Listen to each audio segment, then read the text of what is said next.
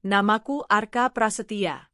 Anak tunggal dari seorang kuli bangunan dan ibu rumah tangga yang kadang membantu tetangga mencuci pakaian untuk menambah uang belanja. Hidupku sejak kecil sederhana sekali, makan seadanya, pakaian seadanya, bahkan mainan pun hanya hasil rakitanku sendiri dari potongan kayu atau ban bekas. Tapi satu hal yang tidak pernah kekurangan di rumah kami adalah doa dan semangat. Bapakku sering berkata sambil mengelap keringat setelah pulang kerja, "Kita nggak punya apa-apa, nak, tapi kamu punya otak. Itu senjatamu. Belajarlah setinggi-tingginya, biar kamu nggak jadi kuli bangunan seperti bapak." Ucapan itu seperti mantra yang menempel di kepalaku.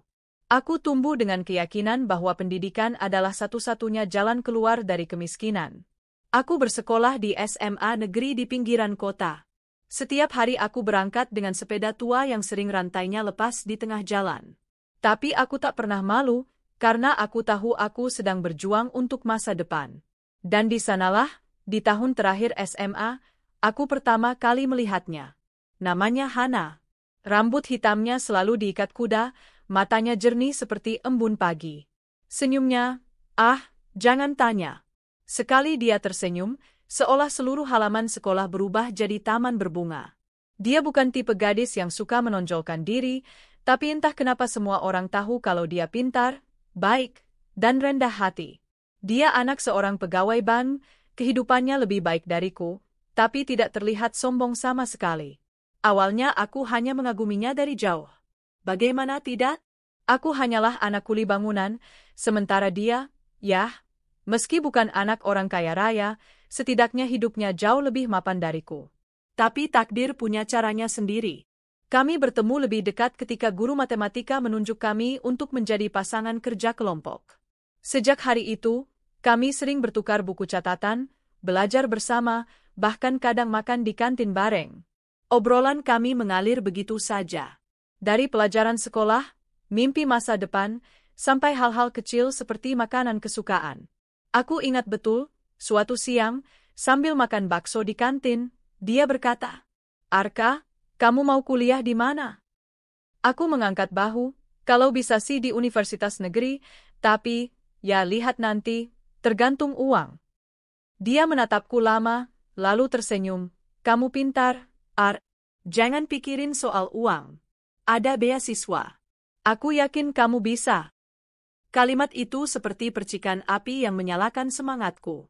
Untuk pertama kalinya, aku merasa ada orang lain, selain orang tuaku, yang benar-benar percaya padaku. Setelah kelulusan, kami berpisah sementara. Aku diterima di universitas negeri favorit berkat beasiswa penuh. Dia masuk universitas swasta ternama di kota yang sama. Kami memulai perjalanan cinta kami dengan sederhana, menabung untuk makan malam di warung kaki lima, saling mengirim pesan di malam hari, dan berjalan kaki berjam-jam hanya untuk menghabiskan waktu bersama. Hari-hari kami dipenuhi mimpi. Aku ingin jadi arsitek terkenal, membangun rumah-rumah indah yang bisa dibeli oleh orang-orang sederhana seperti keluargaku. Dia ingin jadi guru, katanya, supaya bisa membantu anak-anak seperti aku yang dulu sering kesulitan belajar. Kami sepakat, setelah aku lulus dan bekerja, aku akan melamarnya. Dia tertawa waktu itu, tapi aku tahu di balik tawanya, ada kesungguhan. Tahun-tahun kuliah bukan tanpa cobaan. Uang beasiswa pas-pasan, kadang aku harus kerja sambilan sebagai penjaga warnet atau pengantar paket. Ada kalanya aku pulang ke kos dengan perut kosong karena memilih mengirim uang untuk ibu. Tapi Hana selalu ada. Dia tak pernah menuntut hadiah mahal atau makan di restoran mewah. Cukup duduk di bangku taman kampus, bercerita, dan berbagi segelas es teh manis. Pernah suatu kali, aku memberinya hadiah ulang tahun berupa buku catatan kulit yang kubeli dari hasil kerja lembur. Dia memeluk buku itu seperti memegang harta karun. "Ark, ini lebih berharga dari apapun. Kamu ngasih ini dengan keringatmu sendiri," katanya sambil tersenyum. Momen itu membuatku yakin, dia adalah orang yang ingin aku nikahi. Kami bersama melewati 10 tahun. 10 tahun. Dari remaja SMA sampai dewasa muda, dari masa seragam putih abu-abu hingga jas wisuda. Kami melihat satu sama lain tumbuh, jatuh, bangkit lagi. Aku mulai bekerja di sebuah perusahaan konstruksi kecil, merangkak dari posisi bawah. Gajiku belum besar, tapi cukup untuk menabung sedikit demi masa depan kami. Dia, di sisi lain, menjadi guru honorer di sekolah menengah. Gajinya tidak seberapa, tapi dia mencintai pekerjaannya. Kami sering bercanda soal pernikahan. Nanti di undangan, tulisnya, Arka Hana cinta yang berjuang bersama, katanya suatu malam sambil memandang bintang. Aku mengangguk, iya, Han. Kita udah terlalu banyak berjuang buat nggak bahagia di ujungnya. Waktu itu aku sungguh percaya. Semua perjuangan, pengorbanan, dan cinta yang kami tanam akan berbuah manis di pelaminan. Aku bahkan mulai mencicil cincin pernikahan dari gajiku yang pas-pasan. Dalam kepalaku, hanya ada satu akhir dari kisah ini, kami akan menikah. Andai saja aku tahu, dunia tidak selalu bekerja sesuai rencana kita. Andai saja aku sadar, cinta bukan satu-satunya hal yang menentukan. Sebab ada hal lain, status, kekuasaan, kenyamanan, yang ternyata bisa mengalahkan semua yang telah kami bangun selama ini. Tapi aku belum tahu saat itu. Aku masih hidup dalam keyakinan bahwa dia akan menepati semua janji, sama seperti aku yang selalu menepatinya. Di titik ini, aku tidak pernah membayangkan bahwa satu persatu, fondasi cinta yang kami bangun bertahun-tahun akan runtuh. Hubungan kami berjalan seperti biasa di awal-awal setelah aku mulai bekerja. Mungkin tidak seintens saat kuliah, tapi aku percaya itu wajar. Aku sibuk di proyek, dia sibuk mengajar. Namun perlahan-lahan, ada hal-hal kecil yang mulai berubah. Awalnya, dia mulai jarang membalas pesanku. Dulu, bahkan di tengah mengajar, dia sempat-sempatnya mengirim balasan singkat seperti, nanti aku jawab panjangnya. Sekarang, seringnya pesan itu hanya dibaca tanpa respon, atau balasan datang berjam-jam kemudian. Aku mencoba mengerti. Pekerjaan guru memang melelahkan. Aku tidak mau jadi pasangan yang menuntut perhatian berlebihan. Tapi di dalam hati, ada rasa resah yang belum bisa kujelaskan.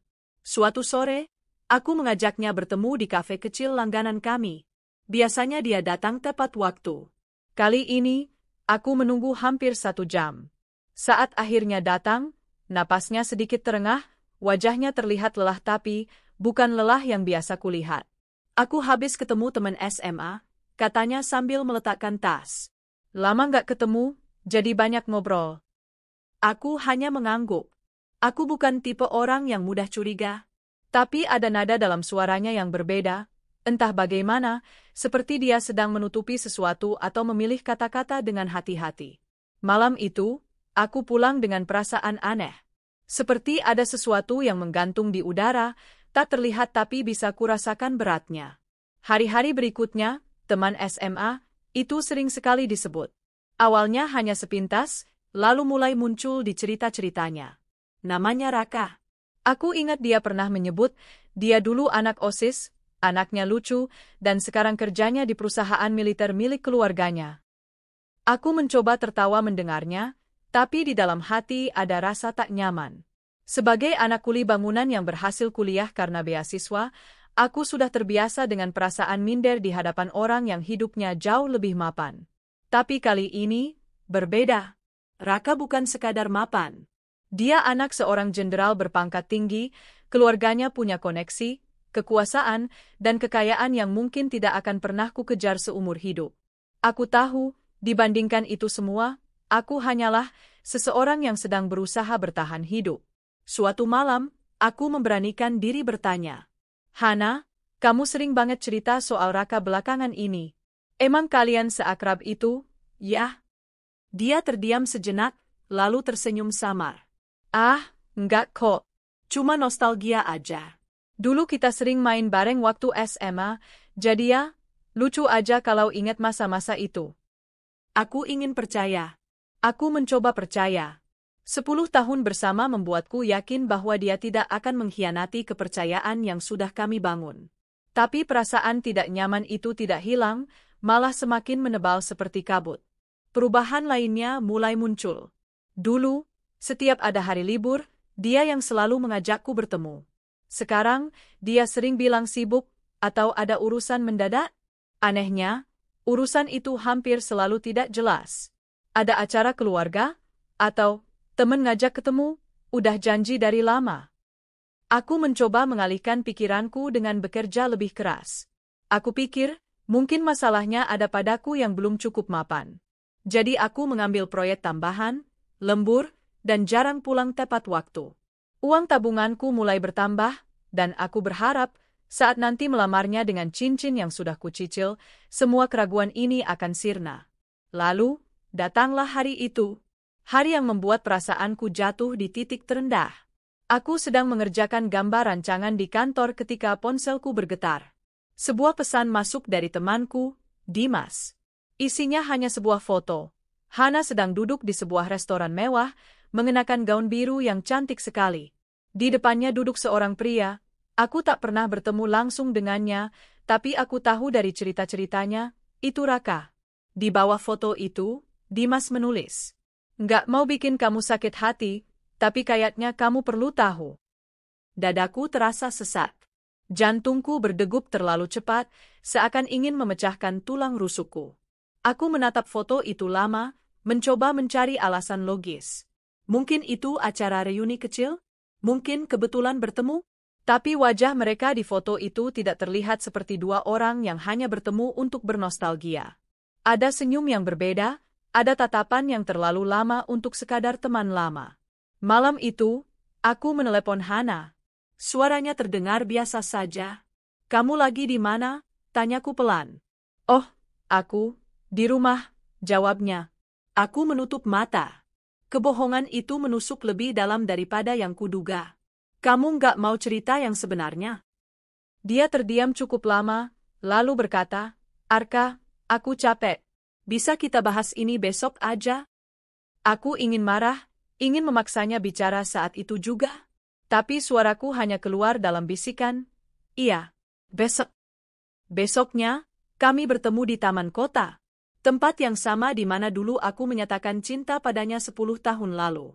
Bedanya, hari ini, hawa di antara kami terasa dingin. Dia memulai pembicaraan dengan napas panjang. "Art, aku nggak mau bohong. Iya, aku memang sering ketemu Raka belakangan ini. Tapi itu nggak ada hubungannya sama kamu, atau hubungan kita." Kalimat itu membuatku semakin bingung. Kalau nggak ada hubungannya, kenapa kamu nggak cerita dari awal? Kenapa harus bohong semalam? Matanya berkaca-kaca, tapi dia tetap menatapku. "Karena aku nggak mau kamu salah paham." Aku ingin mengatakan bahwa aku sudah salah paham, atau mungkin sebenarnya sudah paham sepenuhnya. Tapi aku memilih diam. Dalam diam itu, aku sadar, ada sesuatu yang sedang berubah. Dan perubahan itu bukan lagi sesuatu yang bisa kukendalikan. Sejak hari itu, jarak di antara kami semakin lebar. Dia mulai jarang mengabariku sama sekali, bahkan saat aku menghubunginya berkali-kali. Pertemuan kami menjadi langka. Dan setiap kali bertemu, aku merasakan jarak yang tak kasat mata, seperti dinding tipis yang memisahkan kami, tapi tidak pernah bisa kuruntuhkan. Aku mulai memikirkan kemungkinan yang paling kutakuti, bahwa dia sedang mempertimbangkan hidup bersama orang lain. Dan jika benar, aku tahu aku tidak akan pernah bisa bersaing. Bukan karena aku kurang mencintainya, tapi karena aku tidak punya apa-apa yang bisa menandingi kekuasaan dan kemewahan yang ditawarkan orang itu. Sampai suatu sore, ketika aku pulang kerja, ponselku kembali bergetar. Kali ini, pesan itu datang dari Hana sendiri. "Kita ketemu, Art. Ada hal penting yang harus aku omongin." Aku membacanya berulang kali. Rasanya perutku mual, seolah aku akan menerima kabar yang sudah lama ku tebak tapi tak pernah siap ku dengar. Dan benar saja, pertemuan itu akan menjadi awal dari runtuhnya semua yang sudah kami bangun selama 10 tahun. Hari itu hujan turun deras sejak siang, seolah langit tahu akan ada hati yang pecah sore nanti. Aku duduk di sebuah kafe sederhana di sudut kota, menatap keluar jendela sambil memandangi tetesan air yang berlari di kaca. Tanganku memegang cangkir kopi yang sudah dingin, tapi aku tidak berniat meminumnya. Pikiranku dipenuhi tanda tanya, apa sebenarnya yang akan dia bicarakan? Tak lama kemudian, Hana datang. Rambutnya sedikit basah meski ia membawa payung, pipinya memerah karena udara dingin. Dia tersenyum tipis, senyum yang asing, bukan senyum yang dulu selalu membuatku tenang. "Maaf telat, hujannya deras banget," katanya pelan sambil duduk di hadapanku. Aku hanya mengangguk. Nggak apa-apa. Jadi, apa yang mau kamu omongin? Dia menatapku lama. Ada gugup di matanya, ada juga sesuatu yang seperti rasa bersalah. Tapi yang paling jelas, ada jarak yang tidak pernah ada sebelumnya. Dia menarik napas panjang, lalu mulai bicara. Art, kita udah kenal lama. 10 tahun itu bukan waktu yang sebentar. Kita udah lewatin banyak hal bareng. Dan kamu tahu, aku selalu sayang sama kamu, suaranya bergetar. Aku menatapnya, merasa ada sesuatu yang buruk akan keluar dari mulutnya. Tapi, dia menunduk. Tapi aku nggak bisa lanjut hubungan ini. Dunia seperti berhenti berputar. Suara hujan di luar hilang dari pendengaranku. Hanya ada suara itu, suara yang baru saja meruntuhkan semua yang telah aku bangun selama 10 tahun. Apa maksud kamu? Tanyaku pelan, meski aku tahu jawabannya tidak akan membuatku lebih tenang. Dia menatapku lagi, kali ini matanya basah. Aku mau menikah. Tubuhku terasa kaku. Menikah? Dengan siapa? Dia menunduk lagi, seolah tahu bahwa menyebut nama itu akan seperti menusukku dengan pisau. Dengan Raka. Aku memejamkan mata. Namanya saja sudah cukup untuk membuat dadaku sesak. Kenapa? Kenapa dia? Tanyaku dengan suara nyaris berbisik. Dia menggigit bibirnya, menahan tangis. Aku sayang sama kamu. Tapi hidup itu bukan cuma soal sayang. Aku nggak tahu gimana bilangnya. Dia bisa kasih aku masa depan yang lebih terjamin. Orang tuanya, keluarganya, mereka bisa memastikan aku nggak akan kesulitan. Aku menatapnya, setengah tidak percaya. Jadi semua perjuangan kita selama ini, nggak cukup? Semua janji-janji itu, cuma kata-kata? Air matanya mulai jatuh. Aku nggak bilang itu cuma kata-kata. Aku beneran sayang sama kamu, Ar. Tapi aku nggak mau hidup susah. Aku capek lihat orang tuaku kerja keras tapi tetap kekurangan. Aku cuma mau hidup tenang. Aku ingin marah, ingin berteriak, ingin menumpahkan semua sakit yang kurasakan. Tapi yang keluar dari mulutku hanya satu kalimat pelan. Kita sudah berjuang 10 tahun, Hana. Dia menutup wajahnya dengan kedua tangan. Aku tahu, dan aku minta maaf. Kata, maaf, itu terasa begitu hampa. Maaf tidak akan mengembalikan waktu yang sudah kuhabiskan untuknya. Tidak akan menghapus semua lembur yang kulakukan demi menabung untuk cincin pernikahan. Tidak akan mengembalikan semua malam ketika aku menahan lapar hanya untuk bisa membelikan dia hadiah kecil. Aku memandangnya lama. Ada begitu banyak yang ingin kukatakan, tapi rasanya sia-sia. Dia sudah membuat keputusan. Dan aku tahu, jika sudah soal status, soal kenyamanan, aku kalah sebelum bertarung. Aku harap kamu bahagia, kataku akhirnya, meski hatiku berteriak sebaliknya. Dia menatapku dengan mata sembab. Terima kasih, dan aku minta tolong, jangan benci aku. Aku tersenyum getir. Aku nggak bisa janji. Kami duduk dalam diam selama beberapa menit. Hujan di luar semakin deras, dan entah kenapa, aku merasa hujan itu seperti menertawakan kebodohanku, percaya bahwa cinta saja cukup. Dalam hening itu, pikiranku melayang ke masa lalu. Aku teringat saat pertama kali memberinya jaketku di SMA karena hujan turun tiba-tiba. Aku teringat bagaimana dia memegang tanganku ketika aku menerima surat beasiswa kuliah, matanya berbinar penuh kebanggaan. Aku teringat setiap kali kami makan nasi bungkus di pinggir jalan sambil bercanda, seolah dunia hanya milik kami berdua. Semua itu kini terasa seperti potongan film lama yang diputar di layar usang, indah, tapi tidak nyata lagi. Ketika akhirnya dia berdiri, aku tahu itu adalah pertemuan terakhir kami sebagai sepasang kekasih. Dia meraih tanganku sebentar, genggaman yang dingin dan ragu, lalu melepaskannya. Aku pamit, Ar, ucapnya pelan. Aku hanya mengangguk. Tidak ada kata perpisahan yang lebih menyakitkan daripada yang baru saja ia ucapkan sebelumnya. Dia berjalan keluar dari kafe, membawa payungnya, meninggalkanku sendirian dengan kopi dingin dan hati yang patah. Malam itu, aku pulang ke kos dengan langkah gontai. Cincin yang kucicil selama berbulan-bulan masih tersimpan di laci meja. Aku membukanya, menatap kilau kecil yang seharusnya berada di jarinya. Rasanya seperti melihat sisa-sisa mimpi yang hancur berkeping-keping. Aku mengambil cincin itu, menggenggamnya erat. 10 tahun, Hana. 10 tahun yang kupikir akan berakhir di pelaminan, ternyata berakhir di meja kafe dengan kata-kata yang bahkan tidak kuingat persis karena terlalu sakit. Aku tertidur malam itu tanpa mematikan lampu, dengan cincin itu masih di genggaman. 2 minggu berlalu sejak percakapan itu di kafe, tapi rasanya seperti baru kemarin aku mendengar Hana mengucapkan kata-kata itu. Luka itu belum juga mengering, bahkan sepertinya makin dalam setiap aku mengingatnya. Aku mencoba mengisi hari-hariku dengan pekerjaan. Mengambil lembur, menerima proyek tambahan, bahkan kadang menginap di kantor.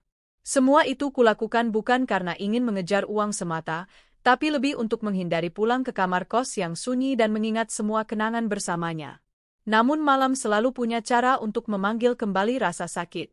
Ketika semua orang terlelap, aku sering terbangun, menatap langit-langit kamar sambil bertanya pada diriku sendiri, apa kurangnya aku?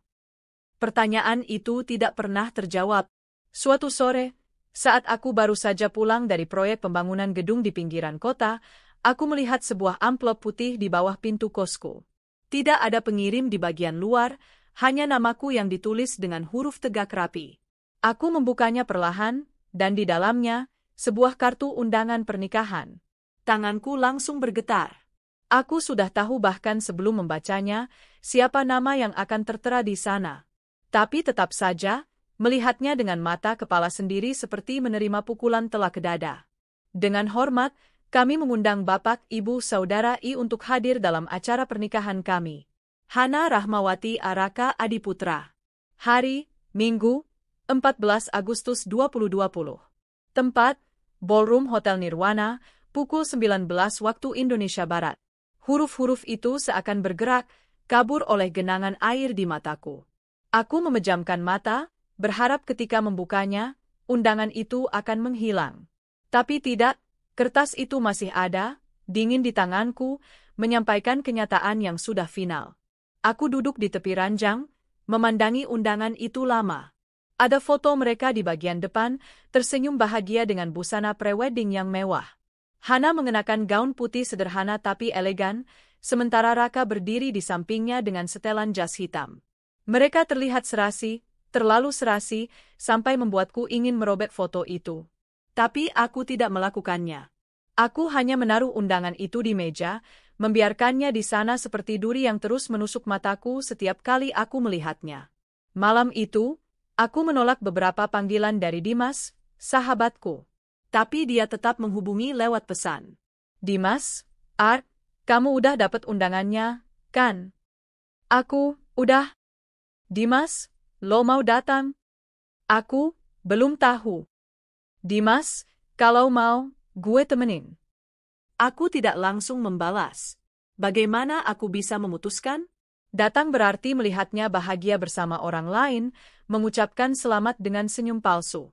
Tidak datang berarti membiarkan orang-orang berpikir aku pengecut, atau lebih buruk, membiarkan Hana mengira aku tidak sanggup merelakan. Aku teringat kata-kata bapakku dulu, harga diri itu penting, nak. Kadang kita harus menunjukkan bahwa kita bisa berdiri tegak meski hati kita jatuh berkeping-keping. Hari-hari berikutnya, undangan itu tetap di meja, menjadi pengingat yang menyakitkan tapi juga tantangan. Setiap kali melihatnya, aku bertanya pada diri sendiri, kalau aku datang, apa aku kuat? Dan setiap kali, jawabannya selalu samar. Tapi di malam sebelum hari H, aku berdiri di depan cermin, menatap wajahku sendiri yang terlihat lebih lelah dari biasanya. Aku sadar, aku tidak mau dikenang sebagai seseorang yang menghilang ketika semuanya berakhir. 10 tahun hubungan ini layak ditutup dengan sesuatu yang lebih terhormat, meskipun itu berarti menahan sakit yang mungkin akan melukai lebih dalam. Aku memutuskan, aku akan datang. Hari pernikahan itu, aku mengenakan setelan jas biru tua yang kupinjam dari Dimas, jas yang ukurannya sedikit longgar di bahu tapi cukup membuatku terlihat rapi.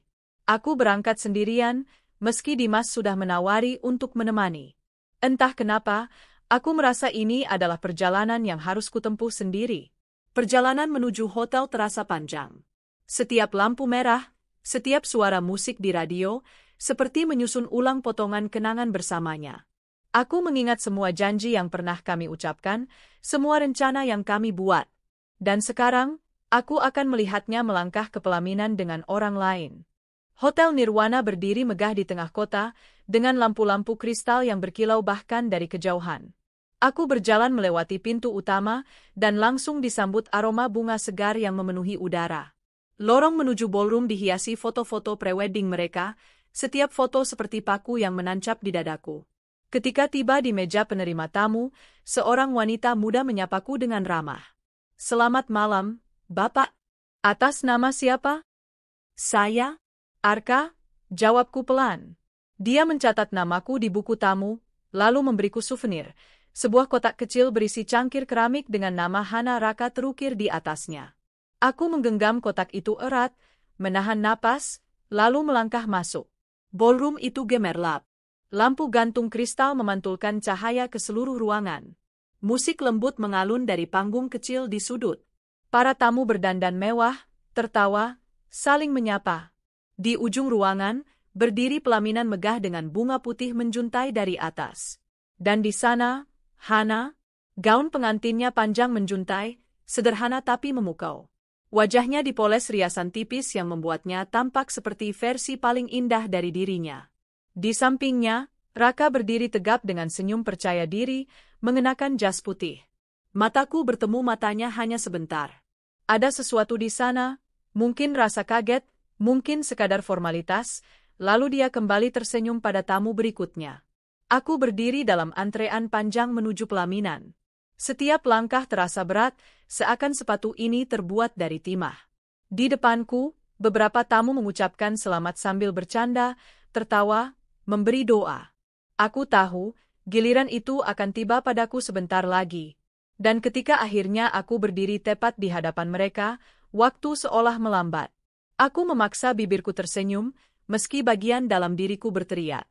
Aku menjabat tangan Raka terlebih dahulu. "Selamat, semoga bahagia," ucapku singkat. Dia tersenyum, mengangguk sopan. Lalu aku beralih pada Hana. Tangannya dingin saat ku genggam, matanya menatapku dengan ekspresi yang sulit kutebak, antara canggung, bersalah, atau sekadar formalitas. "Selamat, Hana," kataku, suaraku nyaris bergetar. "Semoga semua yang kamu pilih membawa kebahagiaan." Dia tersenyum samar. "Terima kasih, Art." Aku melepas genggamannya, melangkah turun dari pelaminan, dan menepi ke salah satu sudut ruangan. Musik pesta terus mengalun, tawa dan suara obrolan tamu mengisi udara. Tapi bagiku, semua itu terdengar jauh, seperti gema yang tak menyentuhku. Aku melihat mereka dari kejauhan, menerima ucapan selamat dari puluhan orang, memotong kue, berfoto bersama keluarga. Dan di momen itu, aku sadar, mereka benar-benar hidup di dunia yang berbeda dariku. Dunia yang tidak pernah kumiliki, dan mungkin memang bukan untukku. Aku berdiri di sudut ballroom, menatap kerumunan yang bergerak seperti arus sungai. Orang-orang datang silih berganti, mengucapkan selamat, memeluk, lalu berfoto di pelaminan yang megah. Semua orang tampak tersenyum. Semua orang tampak bahagia. Kecuali aku. Di tanganku, souvenir pernikahan itu terasa berat, seolah memikul semua kenangan yang kini tak lagi punya tempat. Kotak kecil berisi cangkir keramik itu kubolak-balik tanpa tujuan. Di salah satu sisinya, terukir nama mereka, Hana Raka. Dua nama yang kini resmi menyatu, meninggalkan satu nama lain yang dulu pernah berjuang di antara mereka, namaku. Pelayan berkeliling membawa nampan berisi minuman berwarna keemasan. Aku mengambil segelas, bukan untuk menikmatinya, tapi sekadar memberi alasan agar tanganku tidak menganggur. Tegukan pertama terasa hambar, seperti udara yang dipaksa masuk ke tenggorokan. Mataku terus mencari, entah apa yang kucari. Hana, mungkin, atau mungkin jawaban. Tapi setiap kali pandanganku bertemu dengannya di pelaminan, dia sedang sibuk tersenyum pada tamu, memegang tangan Raka, atau mengangguk pada doa yang diucapkan seseorang. Aku mencoba membaca senyumnya, apakah itu senyum tulus atau sekadar formalitas? Tapi setiap kali aku mulai menebat, logikaku memotong, "Arka, itu bukan urusanmu lagi." Di meja makan, tamu-tamu bercakap ramai. Beberapa menoleh ke arahku, mungkin bertanya-tanya siapa pria yang berdiri sendirian dengan wajah datar di sudut ruangan. Aku mendengar potongan obrolan dari salah satu meja terdekat. Raka itu beruntung banget, ya. Istrinya cantik, lembut, dan pintar. Bukan cuma itu, keluarganya juga pasti senang. Dua keluarga terpandang bersatu, nggak main-main. Iya, udah cocok banget dari dulu katanya. Kalimat terakhir menusuk telingaku. Cocok dari dulu. Aku menelan ludah, mengingat lagi kata-kata Hana saat memutuskan hubungan kami. Dia bisa kasih aku masa depan yang lebih terjamin. Ternyata, semua ini memang sudah pas di mata orang-orang. Dan aku hanyalah catatan kaki yang akan segera terlupakan. Aku memutuskan untuk beranjak dari sudut itu dan berjalan menuju meja hidangan. Pelayan menyambut ramah, menawari berbagai menu, udang bakar, sate lilit, salad buah, sup krim jagung. Aku mengambil sedikit, sekadar formalitas. Lidahku mati rasa, seolah semua rasa sudah ikut pergi bersama satu orang yang kini berdiri di pelaminan. Ketika aku kembali mencari tempat duduk, seorang wanita paruh baya menyapaku. "Kamu teman Hana, ya?" tanyanya ramah. Aku mengangguk. "Iya, Bu. Teman lama." "Wah, berarti sudah kenal dari zaman sekolah?" "Kurang lebih begitu." Dia tersenyum, lalu berkata tanpa sadar, "Hana memang pantas dapat yang terbaik, Nak. Raka itu anaknya sopan, dan keluarganya sangat terhormat." Aku hanya tersenyum kaku. "Iya, Bu." Di dalam hati, aku ingin berkata, aku juga pernah mencoba memberi yang terbaik. Tapi rupanya, terbaik, menurut kalian tidak sama dengan terbaik, menurutku. Musik berubah menjadi lebih riang. Seorang MC naik ke panggung, memandu acara potong kue. Semua tamu diminta menghadap ke pelaminan. Aku ikut bergerak ke tengah kerumunan. Hana dan Raka berdiri berdampingan, memegang pisau perak bersama-sama. Mereka tertawa kecil ketika kue bertingkat itu akhirnya terpotong. Tepuk tangan bergema di seluruh ruangan. Kamera berkilat. Semua orang sibuk mengabadikan momen. Aku memotret juga, bukan untuk kenang-kenangan, tapi untuk mengingat rasa ini. Rasa kehilangan yang telanjang, tanpa lapisan pembelaan diri. Setelah itu, MC mengumumkan sesi foto bersama pengantin. Aku mencoba menghindar, tapi salah satu teman lama yang kebetulan hadir menarik lenganku. "Ayo, Art, sekali-sekali foto bareng. Nanti nyesel kalau enggak." Aku tidak punya alasan untuk menolak tanpa terlihat aneh, jadi aku ikut berdiri di barisan tamu. Detik demi detik terasa seperti hukuman. Ketika giliranku tiba, aku berdiri di samping Hana. Wangi parfumnya masih sama seperti dulu, aroma yang pernah menempel di sweaterku, di kursi mobil, di bantal kosku. "Selamat, Han," kataku lagi, kali ini lebih pelan. Dia menoleh sedikit, tersenyum singkat. "Terima kasih, Art." Kamera memotret. Dalam foto itu, kami bertiga akan tersenyum, Hana di tengah, Raka di satu sisi, aku di sisi lain. Orang yang melihat mungkin akan mengira aku teman lama yang bahagia melihat kebahagiaan mereka. Tidak ada yang tahu bahwa di balik senyum itu, hatiku sedang hancur berkeping-keping. Setelah sesi foto, aku kembali ke sudut ruangan. Aku tahu, waktuku di sini sudah cukup. Tidak ada lagi alasan untuk bertahan. Tapi sebelum keluar, aku menatap pelaminan sekali lagi. Di sana, Hana sedang bercakap dengan tamu lain. Dia terlihat begitu anggun, begitu jauh dari jangkauanku sekarang. Dan aku sadar, tidak peduli seberapa keras aku berjuang, ada pintu yang memang tidak pernah ditakdirkan untuk kubuka. Aku menarik napas panjang, lalu melangkah menuju pintu keluar. Udara malam menyambutku, jauh lebih dingin dari yang kuperkirakan. Aku berdiri sejenak di halaman hotel, menatap lampu-lampu yang berkelip di langit kota. Di saku jas, undangan itu masih ada. Aku meremasnya sebentar, lalu memasukkannya kembali. Bukan untuk kenangan indah, tapi sebagai pengingat bahwa aku pernah sampai di titik terendah ini, dan aku berhasil berdiri tegak. Aku berjalan menjauh dari hotel. Langkahku pelan, tapi setiap langkah terasa lebih ringan dari yang sebelumnya. Mungkin karena aku sudah melewati momen paling sulit malam ini, melihatnya bahagia dengan orang lain, dan tetap bisa mengucapkan selamat. Aku tahu, Luka ini tidak akan sembuh besok atau lusa. Mungkin akan tetap ada selamanya, hanya saja seiring waktu, aku akan belajar berdamai dengannya. Dan malam itu, untuk pertama kalinya sejak semuanya berakhir, aku benar-benar percaya pada kata bapakku. Harga diri itu penting, nak. Udara malam di luar hotel masih menusuk kulit. Aku sudah berjalan menjauh beberapa meter dari pintu utama ketika langkahku terhenti. Ada bagian dari diriku yang belum siap meninggalkan tempat itu begitu saja. Bukan karena aku ingin kembali ke pesta, tetapi karena ada sesuatu yang belum selesai, sesuatu yang, jika tidak kuselesaikan malam ini, akan terus membebani selama bertahun-tahun. Aku menoleh ke belakang. Lampu-lampu hotel masih berpendar hangat, memantulkan cahaya di permukaan jalan yang basah oleh gerimis. Suara musik dari dalam ballroom terdengar samar, bercampur dengan tawa para tamu yang keluar masuk.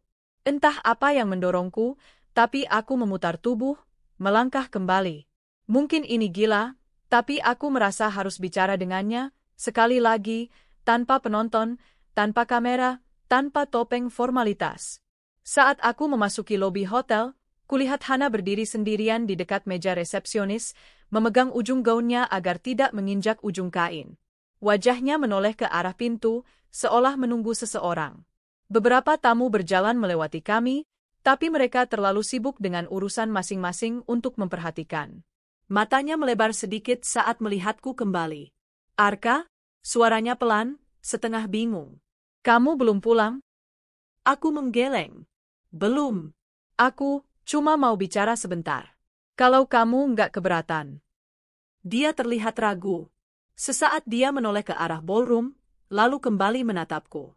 Baiklah. Tapi cepat, sebelum Raka nyari. Kami berjalan menuju teras samping hotel yang agak sepi. Angin malam menyapu wajah kami. Di sudut, ada bangku kayu panjang yang setengah tertutup pohon bougainville. Kami duduk di sana, menjaga jarak seperti dua orang asing yang kebetulan saling kenal. Aku nggak nyangka kamu bakal datang, kata Hana akhirnya, memecah keheningan. Aku menatapnya, mencoba membaca ekspresi wajahnya di bawah cahaya lampu taman yang lembut. Aku juga nggak nyangka. Awalnya kupikir aku nggak sanggup. Tapi, setelah kupikir lagi, aku nggak mau hubungan kita berakhir tanpa aku bisa lihat kamu bahagia, meskipun itu bukan sama aku. Dia menarik napas, lalu menunduk. Arka, suaranya nyaris tenggelam. Aku nggak pernah mau nyakitin kamu. Aku tersenyum pahit. Tapi kamu tetap melakukannya. Dia tidak membantah. Hanya diam, menatap ujung sepatunya yang berkilau. Waktu itu, semua terasa terlalu berat. Aku takut, Takut kalau kita terus jalan, aku harus berjuang hidup dalam ketidakpastian. Aku nggak sekuat kamu. Aku ingin marah. Ingin bilang bahwa aku juga takut, tapi aku memilih bertahan. Bahwa dia seharusnya memberi kesempatan, bukan menyerah.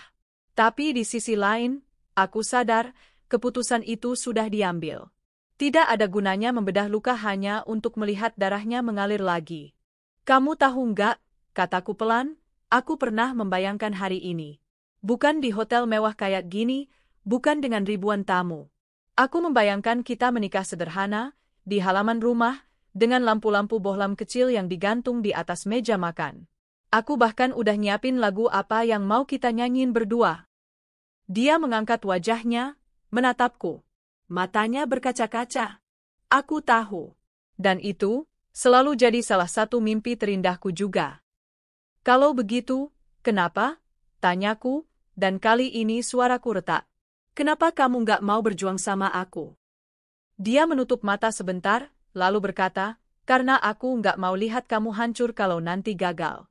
Aku pikir, kalau aku pergi sekarang, kamu akan fokus sama hidup kamu sendiri. Dan, mungkin aku egois, tapi aku juga ingin merasa aman. Aku terdiam. Ada rasa marah, tapi juga lelah. Kata-katanya seperti pisau yang masuk perlahan, menyakitkan tapi tidak mematikan. Kami duduk dalam diam cukup lama, hanya mendengar suara daun bergesekan dan deru mobil dari jalan raya. Di kejauhan, suara musik pesta masih terdengar samar. Aku mau kamu tahu satu hal, kataku akhirnya. Aku datang ke sini bukan untuk membuat kamu merasa bersalah. Aku cuma mau bilang, terima kasih. Terima kasih udah pernah jadi bagian dari hidup aku, meskipun akhirnya kita nggak sampai di tujuan yang sama.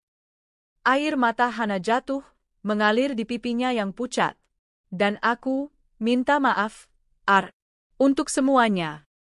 Aku tersenyum tipis, meskipun hatiku seperti diremas. Nggak perlu minta maaf lagi. Kita sama-sama tahu, waktu nggak bisa diulang. Dia mengangguk, mencoba menahan isak. Kamu akan baik-baik saja, kan? Aku harus, jawabku. Kalau enggak, semua perjuangan 10 tahun ini cuma akan jadi sia-sia. Tiba-tiba, seseorang memanggil dari arah lobi. Suara Raka, penuh wibawa namun terdengar cemas. Han, kamu di mana? Hana berdiri tergesa, menghapus air matanya dengan ujung jarinya. Aku harus kembali. Aku ikut berdiri. Pergilah. Dia suamimu sekarang. Dia menatapku sekali lagi, lama, seolah ingin menghafal wajahku. Lalu dia berkata, "Selamat tinggal, Arka." "Selamat tinggal, Hana," jawabku, berusaha tegar. Dia melangkah pergi, gaun putihnya bergoyang pelan di bawah cahaya lampu taman. Raka menunggunya di depan lobi, menatapnya dengan senyum hangat. Hana menoleh sekali ke arahku sebelum bergabung dengannya, lalu mereka berjalan masuk ke ballroom. Aku tetap berdiri di teras itu sampai suara langkah mereka menghilang. Lalu aku duduk kembali di bangku kayu, membiarkan angin malam menyapu wajahku. Rasa sakit itu masih ada, tapi anehnya, ada juga rasa lega. Aku sudah mengucapkan kata-kata yang harus kuucapkan. Tidak ada lagi yang menggantung. Malam itu, aku akhirnya benar-benar melepaskan. Aku bangkit, berjalan meninggalkan hotel, kali ini tanpa menoleh lagi. 5 tahun telah berlalu sejak hari itu, hari pernikahan yang dulu seperti paku terakhir di peti matiku. 5 tahun yang penuh kerja keras, perjalanan panjang, dan perubahan yang nyaris tak kusadari dari hari ke hari. Kini, aku bukan lagi mahasiswa miskin yang berjuang dengan beasiswa dan pekerjaan sambilan. Aku adalah Arka Prasetya, CEO dan pendiri Arka Designobuild, perusahaan desain interior dan konstruksi yang memiliki klien dari Jakarta hingga Singapura. Dari anak kuli bangunan, aku naik menjadi orang yang membangun gedung-gedung yang dulu hanya bisa kulihat dari luar. Ironisnya, sebagian besar proyekku sekarang justru dikerjakan bersama kontraktor besar, orang-orang yang dulu tidak pernah memandangku. Pagi itu, aku berdiri di lantai 30 sebuah gedung kaca yang baru saja selesai dibangun. Pemandangan Jakarta terbentang luas di bawah sana, lautan gedung, jalanan sibuk, dan langit biru yang bersih setelah semalam hujan. Gedung ini adalah proyek terbesar yang pernah kutangani, sebuah hotel bintang 5 dengan desain futuristik yang sudah ramai dibicarakan media. Seorang wartawan mendekat, meminta wawancara singkat. "Pak Arka, apa yang menjadi motivasi terbesar Anda hingga bisa berada di titik ini?" Aku tersenyum, mengambil jeda sebelum menjawab. Pernah ada masa di mana saya dianggap tidak akan pernah berhasil, dan saya ingin membuktikan bahwa kerja keras bisa mengalahkan semua batasan. Tidak ada yang mustahil bagi orang yang mau belajar dan bertahan.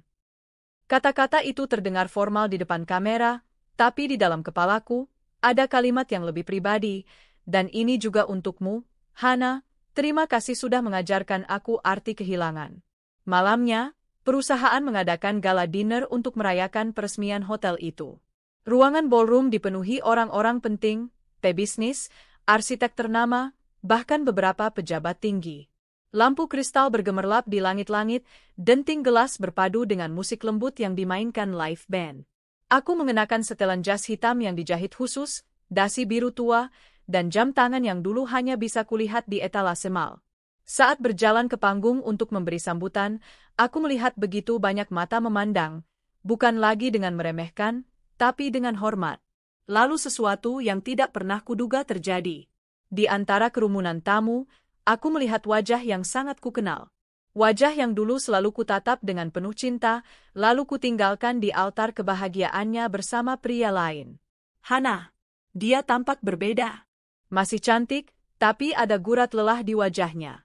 Gaun yang ia kenakan mewah, tapi sorot matanya kosong. Di sampingnya, tidak ada Raka, suaminya. Ia berdiri sendirian, menggenggam gelas anggur yang hampir kosong. Aku menyelesaikan pidatoku dengan tenang, lalu kembali ke meja utama. Namun, dari ekor mataku, aku bisa melihat Hana bergerak ke arahku. Arka, suaranya lirih, hampir bergetar. Aku menoleh. Hana, sudah lama. Ia mencoba tersenyum, tapi hanya setengah hati. Selamat untuk semua ini. Aku lihat namamu di berita, tapi tidak pernah menyangka akan bertemu langsung. Aku mengangguk sopan. Terima kasih. Bagaimana kabarmu? Pertanyaan sederhana itu membuatnya terdiam sesaat. Aku tidak sebaik yang kukira. Raka, dia meninggalkanku setahun lalu. Perusahaannya bangkrut, dia kabur ke luar negeri. Aku kehilangan banyak hal. Aku menatapnya, mencoba membaca wajahnya. Ada kepahitan, ada penyesalan, tapi juga ada rasa malu yang dalam. Dia menghindari tatapanku, seperti tidak sanggup melihat mata orang yang dulu pernah ia tinggalkan. Aku dengar dia anak jenderal, ucapku pelan. Kupikir hidupmu akan baik-baik saja. Hana tersenyum miris. Aku juga pikir begitu, tapi ternyata status tidak menjamin apa-apa. Kalau saja dulu, kalimatnya menggantung di udara. Aku tahu sisa kalimat itu. Kalau saja dulu aku memilihmu. Tapi aku tidak membiarkannya selesai. Hana, hidup ini bukan tentang kalau saja. Kita semua membuat pilihan, dan kita harus siap dengan konsekuensinya. Dia menunduk. Aku menyesal, Arka. Aku menarik napas panjang. Aku tidak membencimu, Han. Tapi aku juga tidak akan berpura-pura melupakan semuanya. Aku sudah menjalani hidupku, dan aku harap kamu juga bisa menemukan jalanmu lagi. Suasana menjadi canggung. Aku memanggil salah satu staf untuk mengantarnya ke kursi tamu, lalu kembali berbicara dengan klien. Namun, di dalam hati, ada rasa yang sulit dijelaskan, bukan kepuasan melihatnya jatuh, tapi semacam kelegaan bahwa aku sudah benar-benar berada di jalan yang berbeda. Beberapa minggu kemudian, kabar tentang Hana kembali terdengar. Dia menjual rumahnya untuk membayar utang, bekerja di butik kecil milik temannya, dan jarang terlihat di lingkaran sosialnya yang dulu glamor. Foto-fotonya yang dulu memenuhi media sosial perlahan menghilang. Aku tidak ikut campur, tidak menawari bantuan, tidak juga memberi komentar. Balas dendamku bukan dengan kata-kata, tapi dengan menunjukkan bahwa aku bisa berdiri di puncak tanpa menjatuhkan siapapun. Suatu sore, aku diundang menjadi pembicara di seminar kewirausahaan di kampus lamaku. Saat berdiri di depan mahasiswa-mahasiswa yang matanya berbinar penuh mimpi, aku merasa kembali ke masa lalu, masa di mana aku duduk di bangku itu, memandang pembicara dengan rasa kagum. Ada satu hal yang ingin saya bagikan, kataku. Kalian akan bertemu orang-orang yang meragukan kalian, meninggalkan kalian, atau bahkan meremehkan kalian. Tapi jangan habiskan waktu untuk membuktikan mereka salah. Habiskan waktu untuk membuktikan diri kalian benar. Saat tepuk tangan bergema, aku tahu kata-kata itu tidak hanya untuk mereka, tapi juga untuk diriku sendiri. Tahun itu, perusahaanku memenangkan penghargaan Asia's Most Innovative Design Firm. Aku berdiri di panggung internasional, menerima trofi dari tangan seorang tokoh industri yang dulu hanya ku kenal lewat majalah. Blitz kamera menyala, dan untuk sesaat aku teringat seorang anak laki-laki yang dulu membawa bekal nasi bungkus ke kampus, menghitung koin untuk naik bus. Anak itu kini berdiri di sini. Bukan karena keberuntungan semata, tapi karena setiap langkah diambil meski jalannya penuh luka. Di akhir acara, aku keluar dari gedung dan melihat langit malam Singapura yang cerah. Angin laut membawa aroma asin yang segar. Aku menatap ke kejauhan, lalu tersenyum tipis. Hana, kalau kau melihatku sekarang, mungkin kau akan berpikir ini adalah balasan. Tapi sebenarnya, ini hanyalah aku yang akhirnya menemukan diriku sendiri. Dan dengan pikiran itu, aku melangkah menuju mobil, meninggalkan masa lalu yang sudah tak lagi punya kekuatan atas masa depanku. 10 tahun sudah berlalu sejak malam gala itu. Waktu benar-benar punya cara aneh untuk mengubah segalanya. Luka yang dulu terasa seperti akan membekas selamanya kini sudah mengering, meninggalkan hanya bekas samar yang tak lagi menyakitkan. Pagi itu, matahari menembus tirai kaca rumahku di kawasan puncak. Udara sejuk membawa aroma kopi yang diseduh istriku, Alia, perempuan yang kutemui 3 tahun setelah semua badai itu. Alia bukan model atau sosialita, dia seorang dokter anak yang ceria, berwajah hangat, dan punya tawa yang membuat rumah selalu terasa hidup. Di meja makan, 2 anakku sudah duduk. Rafa, 8 tahun, yang sibuk menggambar mobil di buku sketsanya, dan Nara, 5 tahun, yang sibuk menata boneka. Ayah, kapan kita ke Jakarta lagi? Tanya Rafa tanpa mengangkat kepala. Minggu ini. Ayah ada acara di hotel, jawabku sambil menuang kopi. Beberapa hari kemudian, kami berangkat. Jakarta tetap sibuk, tapi aku tak lagi merasakannya sebagai kota yang menindas, sekarang aku memandangnya sebagai ladang tempat aku pernah berjuang dan menang. Acara yang kutuju adalah charity gala untuk pembangunan rumah sakit anak di daerah terpencil. Perusahaanku menjadi donatur utama. Aku juga akan memberikan pidato singkat. Ballroom hotel itu gemerlap, penuh orang-orang penting. Alia mendampingiku, sementara anak-anak dititipkan di ruang bermain hotel. Kamera-kamera wartawan mengarah, dan senyum profesional pun kutampilkan. Namun, di tengah keramaian itu, aku melihat seseorang yang membuat langkahku terhenti sejenak. Hana. Aku hampir tak mengenalinya.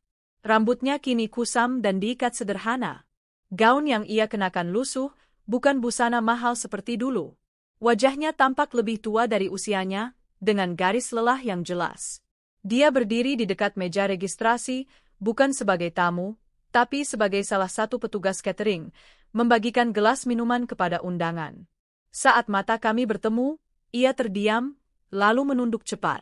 Tapi aku bisa melihat tangannya bergetar. Aku mendekat, menunggu sampai ia punya keberanian menatapku lagi. Hana, sapaku pelan. Ia mengangkat wajah, matanya berkaca-kaca. Arka, suaranya hampir berbisik. Aku tidak pernah menyangka akan bertemu lagi. Aku hanya mengangguk, tidak ingin membuatnya malu di depan orang lain. Kau bekerja di sini? Dia mengangguk pelan. Iya, sudah beberapa tahun. Hidupku berubah banyak sejak semua itu. Ada jeda yang panjang. Dia ingin mengatakan lebih banyak, tapi bibirnya seolah berat. Akhirnya ia berkata, aku dengar kau menikah, punya keluarga, aku senang kau bahagia, Arka. Aku menatapnya lama. Terima kasih, Hana. Aku harap suatu hari kau juga bisa menemukan jalannya lagi. Dia tersenyum tipis, tapi senyum itu lebih mirip kepedihan yang ditahan. Saat aku kembali ke meja, Alia bertanya, siapa tadi? Hanya teman lama, jawabku singkat. Alia menatapku sejenak, lalu tersenyum paham. Dia tahu masa laluku, tapi dia juga tahu aku sudah selesai dengan semua itu. Namun, di dalam kepalaku, kenangan berputar, wajah Hana di hari pernikahannya, suara Raka menyapaku dengan nada merendahkan, malam-malam panjang di kosan sempit dengan perut lapar, semuanya berputar cepat lalu menghilang. Aku sadar, aku tidak merasakan dendam lagi. Tidak ada rasa puas melihatnya jatuh. Hanya rasa lega bahwa aku tidak lagi berada di tempat yang sama. Pidatoku malam itu berjalan lancar. Aku bercerita tentang perjalanan dari anak kuli bangunan hingga bisa membangun gedung rumah sakit untuk anak-anak. Saat aku menyebut nama keluargaku, Alia, Rafa, Nara, tepuk tangan bergema. Di kursi depan, Alia tersenyum bangga, dan Rafa melambai kecil dari kursinya di ruang VIP anak-anak. Itu adalah pemandangan yang tak akan pernah kubuang dari ingatan, bukti bahwa perjuanganku tak sia-sia. Acara selesai larut malam. Saat kami meninggalkan hotel, aku sempat melihat Hana dari kejauhan. Dia tengah membereskan gelas-gelas kosong, punggungnya sedikit membungkuk. Aku tidak mendekat lagi. Aku tahu pertemuan tadi sudah cukup. Tidak semua orang yang pernah mencintai kita harus menjadi bagian dari masa depan kita. Kadang, beberapa orang hanya hadir untuk mengajarkan pelajaran berharga, meski lewat cara yang menyakitkan. Mobil kami melaju meninggalkan hotel, dan lampu-lampu kota perlahan menjauh di kaca spion. Di kursi belakang, Rafa dan Nara tertidur bersandar satu sama lain, sementara Alia menggenggam tanganku.